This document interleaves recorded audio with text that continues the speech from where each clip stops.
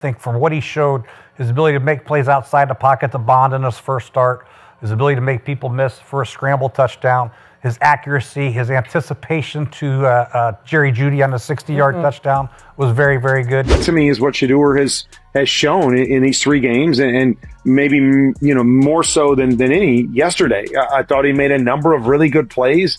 He showed the accuracy that he had in college, the touch on the football. He throws a very catchable ball, and he's shown that he can make some of those big-time throws. But for me, he has shown the ability to do everything you need a quarterback to do. That's read a defense, good footwork, protect the ball, escape.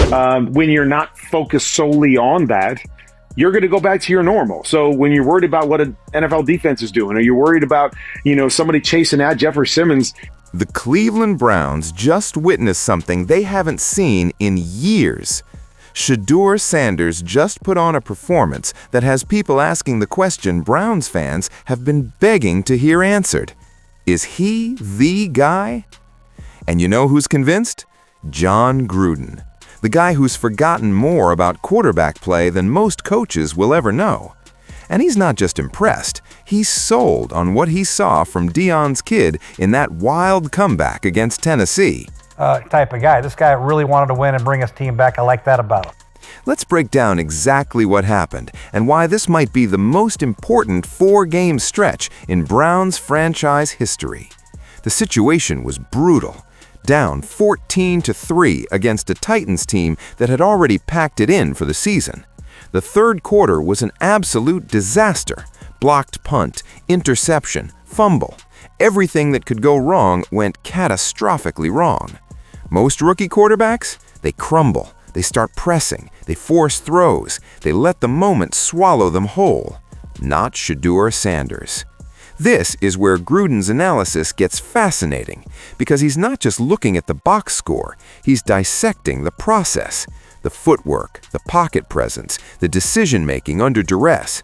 And what he saw was a quarterback who got better as things got worse. That's not something you can teach. That's DNA. That's mental makeup. That's the kind of stuff that separates franchise quarterbacks from guys who flame out after 2 seasons. The Browns were down 31-7 at one point. 31-7 against the Tennessee Titans, a team that's been getting demolished all season long. And somehow, Shedeur brought them back to 31-29. He didn't win the game, but he showed something infinitely more valuable. He showed he can win games in this league. His anticipation to Jerry Jeudy on the 60-yard touchdown was very, very good. So he's shown flashes of everything you need to be a professional, successful quarterback. 42 pass attempts, 364 yards in a blizzard, with wind gusts that would make most quarterbacks beg to just hand the ball off every play. And this kid is out there slinging it, making reads, going through progressions like he's been doing this for 5 years. But here's what separates the film junkies from the casual fans. The touchdowns were pretty. The comeback was dramatic. But you know what impressed Gruden the most? The throwaways. Yeah, you heard that right. The plays where nothing was there and Shedeur just lived to fight another down. That's veteran savvy from a guy in his 2nd NFL start. The touch on the corner route to Jerry Jeudy in the red zone? Professional. The anticipation on the 60-yard dagger route for a touchdown? Now, his arm strength is probably where people are going to say, hey, he threw a couple deep balls that kind of floated on him and hung in the air. If there was a negative in a blizzard. Windy. In the blizzard. That's the kind of throw that makes general managers start planning their offseason around you. The bootleg where he expected edge pressure, stopped his feet, and hit the low cross? That's not luck. That's preparation meeting opportunity.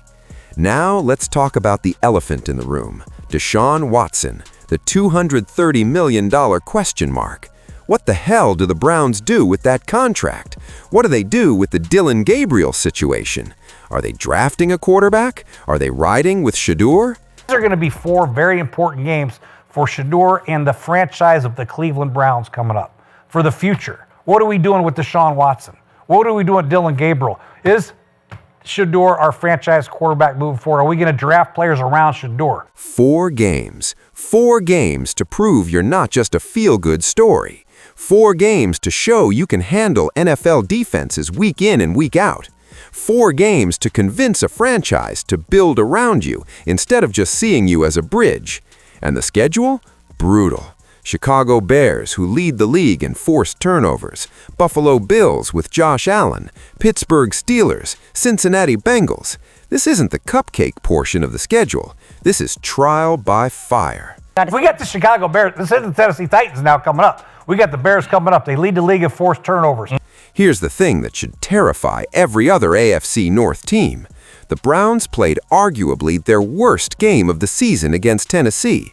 Special teams disasters, defensive breakdowns, offensive miscues, and they still almost won because of Shedeur Sanders.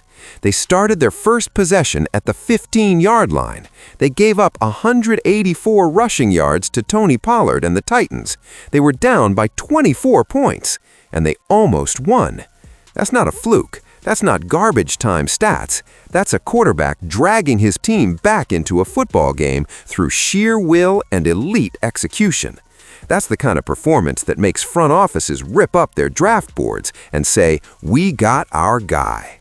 The poise is what stands out. When you're down big and everyone in the stadium knows you're throwing, that's when defenses tee off. That's when the coverage gets tighter. That's when quarterbacks make mistakes trying to do too much. Shedeur hit running back Sampson on 2 big plays. He worked through progressions. He looked comfortable in known passing situations. He does not get flustered. He has supreme self-belief where that team it'll learn more and more. I think Judy learned through their little spat that they had. You got to trust this guy because he's it. And let's address the criticism, because there's always criticism. The arm strength questions. Some deep balls floated. The interception was ugly. There are things to clean up. But you know what? Show me a rookie quarterback who doesn't have things to clean up. Show me a first or second year player who's a finished product. You can't, because they don't exist. What you can evaluate is whether the foundation is there. Can he read defenses? Check. Is his footwork improving? Check. Does he protect the ball? Mostly check. Can he anticipate throws? Absolutely check. Does he have leadership qualities? Big check. The relationship with his receivers is developing. Jerry Jeudy had his moment with Shedeur, had their little spat, but came away understanding something crucial. This kid is legit. He's not just Dion's kid getting a charity opportunity. He's a quarterback who can win in this league. Now the billion-dollar question. Does Kevin Stefanski survive this? Because here's the uncomfortable truth. You can have all the scheme in the world, but if your players don't trust you, if they don't believe in you, if they don't follow you, none of it matters. And that 2-point conversion call, taking Shedeur out for a wildcat play after he orchestrated that comeback, that's the kind of decision that makes you question everything. That situation, the comeback and the guts that Shedeur showed in that game, there ain't no damn, I'm putting the ball in his hands. You know, I'm a 3-man combination over here. The Browns have a decision to make, actually multiple decisions, but the most important one might already be answered. They might have found their franchise quarterback, not through the draft, not through some blockbuster trade, through necessity, and a rookie who refused to let the moment be too big. Trust me on this. Shedeur will give them a chance to win all those games. It's tough.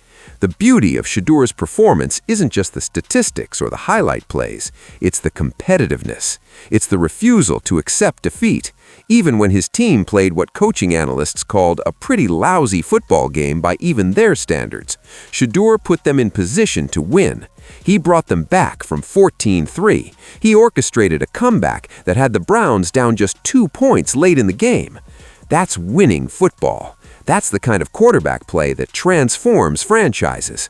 Not perfect, not mistake-free, but competitive. Giving your team a chance every single week, regardless of circumstances.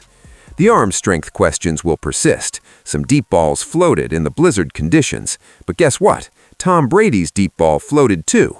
Drew Brees wasn't winning any long-distance competitions. What matters is accuracy, decision-making, and winning football games. Shedeur is showing he can do all three. The next 4 weeks will be crucial. not just for Shedeur's development, but for the Browns' organizational decision-making. Do they commit to building around him? Do they go all in on supporting cast pieces? Do they find a coaching staff that can elevate his game even further? Because if the tape study tells us anything, if the coaching breakdowns tell us anything, if the performance against Tennessee tells us anything, it's that Shedeur Sanders is not just Deion's kid trying to make it in the NFL. He's a legitimate quarterback prospect who's showing franchise-level ability in the toughest proving ground in sports. Quarterback that steps up and looks at the rush. His eyes continue to be downfield. He did everything right for a pocket quarterback where you say, shit, I can work with it. The Cleveland Browns have been searching for their quarterback for decades. They've drafted busts, they've signed expensive free agents who flopped, they've tried retreads and projects and everything in between. The position has been a revolving door of disappointment and broken promises. Shedeur Sanders, in just a game and a half, has given them something they haven't had in years: legitimate hope. Not blind optimism, not desperate wishing, legitimate hope based on performance, improvement, and the kind of intangibles that translate to winning football. The next month will be fascinating. Chicago's defense will test him. Buffalo's high-powered offense will force him to match scores. Pittsburgh and Cincinnati will bring divisional intensity that's unlike anything else in football. But if Shedeur continues showing the growth, the composure, and the competitive fire he displayed against Tennessee, the Cleveland Browns might have finally found their answer. This isn't about hype anymore. This isn't about potential or projection. This is about performance under pressure. This is about a quarterback who's showing, not telling. And in the NFL, that's all that matters. The Shedeur Sanders era in Cleveland might just be beginning, and if what we saw against Tennessee is any indication, it's going to be electric.